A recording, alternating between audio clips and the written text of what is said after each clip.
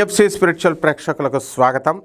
ఓం హ్రీంకారాసనగర్భితా నలసికాం సౌహక్లీం కళాం బిభ్రదీం సౌవర్ణాంబరధారిణీం వరసుధాధౌతాం త్రినేత్రోజ్వలాం వందే పుస్తకపాశమంకుశధరాం స్రగ్భూషితాముజ్వలాం త్వాం గౌరీం త్రిపురాం పరాత్ప్రకళాం శ్రీచక్రసంచారిణీం. శ్రీగురుభ్యో నమః. బెజవాడ కనకదుర్గాదేవ్యై నమః.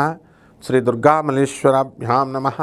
ఈ వారం మనం గ్రహస్థితులు ఎక్కడెక్కడ ఏ రాశుల్లో ఉన్నాయో చూద్దాం. మనకి ఈ రాహువు కుంభరాశిలో, శని మీనరాశిలో, సింహంలో కేతువు యథాతథంగా ఉన్నారు. గురు శుక్రులు ఇద్దరూ కలిసి మనకి ఈ కర్కాటక రాశిలో ఉన్నారు. అలాగే రవి, కుజ, బుధ గ్రహాలు మిథున రాశిలో ఉన్నారు. ఈ విధంగా ఉన్నటువంటి ఈ యొక్క రాశులు అన్నీ కూడా, గ్రహాలన్నీ కూడా ద్వాదశ రాశుల వారికి ఒక్కొక్క రాశి వారిగా ఏ ఫలితాలు ఇస్తాయో చూద్దాం.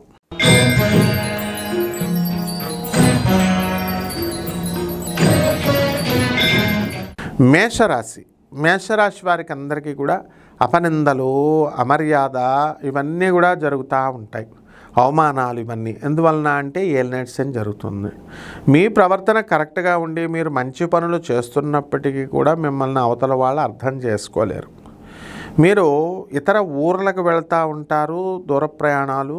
అలాగే మీ భర్తలు వీళ్ళందరూ కూడా భార్య వీళ్ళందరూ కూడా విదేశాల్లో ఉన్నటువంటి వాళ్ళు ఇండియాకు వచ్చి బెంగళూరు ఇలాంటి ఊళ్ళల్లో మీరు ఉండడము, మీ స్వస్థానాల్లో ఇవన్నీ కూడా జరుగుతాయి.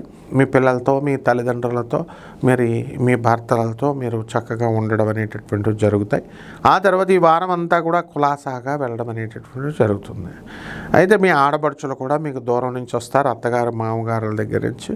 అయితే ఈ యొక్క మేషరాశి వారి కాస్త పక్షపాత బుద్ధితో మీ తల్లిదండ్రులని వాళ్ళ ఉన్నటువంటి ఫోటోలని ఆడవాళ్ళు వేసుకోవడం, మీకు భయపడి మీ భర్త మీ ఆడబడుచుల ఫోటోలు కానీ లేకపోతే మీ అత్తగారు మామగారు ఫోటోలు కానీ ఇన్స్టాగ్రామ్లో పెట్టకుండా ఉండడం, ఇలాంటివన్నీ పిచ్చి పనులు చేస్తారు. దానివల్ల పాపం మీ ఆడబడుచులు వాళ్ళు బాధపడుతూ ఉంటారు. ఇకపోతే ఈ రాశి వారికి అందరికీ కూడా వ్యాపారాలు బాగా జరుగుతాయి.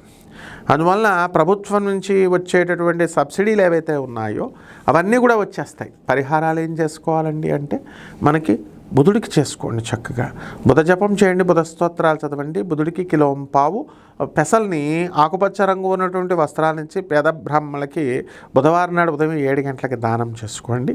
అలాగే దశమహావిద్యల్లో ఒకటైనటువంటి భువనేశ్వరి అమ్మవారి యొక్క హోమాన్ని, మంత్రజపాన్ని చేసుకోండి. ఒక రావి చెట్టును కుండీలో పెంచుకుంటూ మా తులసి చెట్టును పెంచినట్టుగా మీరు చక్కగా చేసుకోవాలి. బ్రహ్మాండంగా ఉంటుంది. శుభమస్తు.